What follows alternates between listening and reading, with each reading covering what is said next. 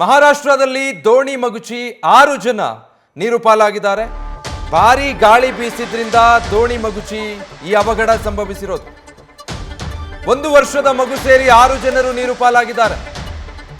ಪುಣೆ ಜಿಲ್ಲೆಯ ಪಾಲ್ಘರ್ ತಾಲೂಕಿನ ಕಲಾಶಿಯ ಬಳಿ ಈ ಘಟನೆ ನಡೆದಿರೋದು.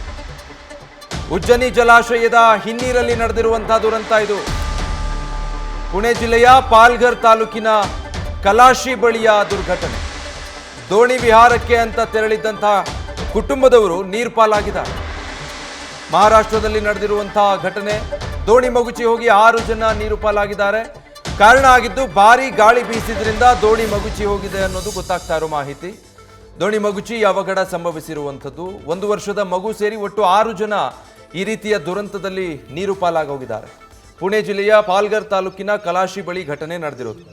ಬಹುತೇಕ ಕಡೆಗಳಲ್ಲಿ ಈಗ ಜೋರು ಗಾಳಿ ಸಹಿತ ಮಳೆಯಾಗ್ತಾ ಇದೆ. ಎಚ್ಚರಿಕೆ ವಹಿಸಬೇಕು. ಈ ರೀತಿ ನೀರಿಗಿಳಿಯೋ ಸಂದರ್ಭದಲ್ಲಿ ಅಥವಾ ಸಮುದ್ರಗಳಿಗೆ ಹೋಗೋ ಸಂದರ್ಭದಲ್ಲಿ ಹವಾಮಾನ ಇಲಾಖೆ, ಸಂಬಂಧಪಟ್ಟ ಇಲಾಖೆ ಕೂಡ ಅದಕ್ಕೆ ಸಂಬಂಧಪಟ್ಟ ಹಾಗೆ ಸೂಚನೆಗಳು, ನಿರ್ದೇಶನಗಳನ್ನು ಕೊಟ್ಟಿರ್ತಾರೆ.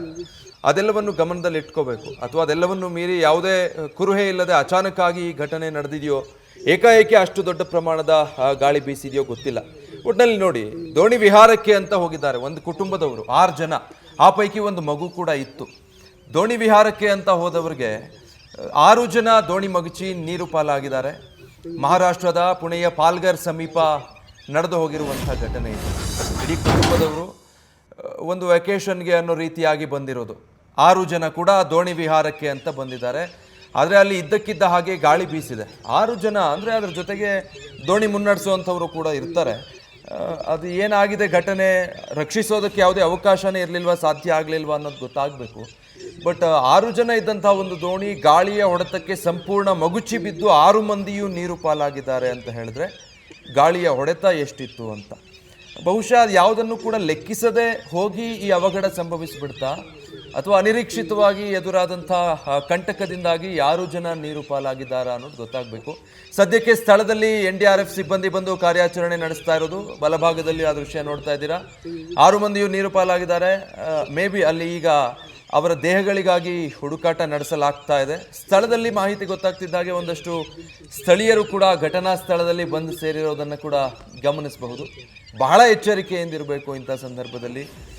ಪರಿಸ್ಥಿತಿ ಹೇಗಿದೆ ಅನ್ನೋದನ್ನು ಅರ್ಥ ಮಾಡಿಕೊಂಡು, ಉಜ್ಜಯಿನಿ ಜಲಾಶಯದ ಹಿನ್ನೀರು ಬ್ಯಾಕ್ ವಾಟರ್ನಲ್ಲಿ ಸಂಭವಿಸಿರುವಂಥದ್ದು. ಇದು ಬಹಳ ಆಳ ಅಗಲ ಇರುತ್ತೆ ಈ ಜಲಾಶಯದ ಹಿನ್ನೀರು ಅಂತ ಬಂದಾಗ. ನಾವು KRSನ ಹಿನ್ನೀರು ಗಮನಿಸಿರ್ತೀವಲ್ಲ, ಅದೇ ರೀತಿ ಅಲ್ಲಿರುವಂಥ ಉಜ್ಜಯಿನಿ ಜಲಾಶಯದ ಹಿನ್ನೀರಿನಲ್ಲಿ ದೋಣಿ ವಿಹಾರಕ್ಕೆ ಅಂತ ಹೋಗಿದ್ದಾರೆ. ಅಲ್ಲಿ ಅಚಾನಕ್ಕಾಗಿ ಇಂಥದ್ದೊಂದು ದುರಂತ ಸಂಭವಿಸಿಬಿಟ್ಟಿದೆ. 6 ಜನ ದೋಣಿಯಲ್ಲಿ ಹೋಗಿದ್ರು. ಆ ಪೈಕಿ ಪಾಪ 1 ವರ್ಷದ ಮಗು ಕೂಡ ಇತ್ತು. ಮಗುವನ್ನು ಸೇರಿ 6 ಜನ ಈ ದೋಣಿ ವಿಹಾರಕ್ಕೆ ಅಂತ ಹೋದಂಥ ಸಂದರ್ಭದಲ್ಲಿ ಜೋರಾಗಿ ಗಾಳಿ ಬೀಸಿದೆ. ಗಾಳಿ ಹೊಡೆತಕ್ಕೆ ಸಿಕ್ಕಂತಹ ಈ ದೋಣಿ ಹಿನ್ನೀರಿನ ಮಧ್ಯಭಾಗದಲ್ಲಿದ್ದಾಗ ಮಗುಚಿ ಹೋಗಿದೆ. ಯಾವ ಕಡೆ ಹೇಗೂ ಬಚಾವಾಗೋದಕ್ಕೆ ಸಾಧ್ಯ ಇಲ್ಲದ ಕಾರಣ ನೀರು ಪಾಲಾಗಿದ್ದಾರೆ 6 ಮಂದಿ. ಸದ್ಯ ಸ್ಥಳದಲ್ಲಿ ಶೋಧ ಕಾರ್ಯ ನಡೀತಾ ಇದೆ.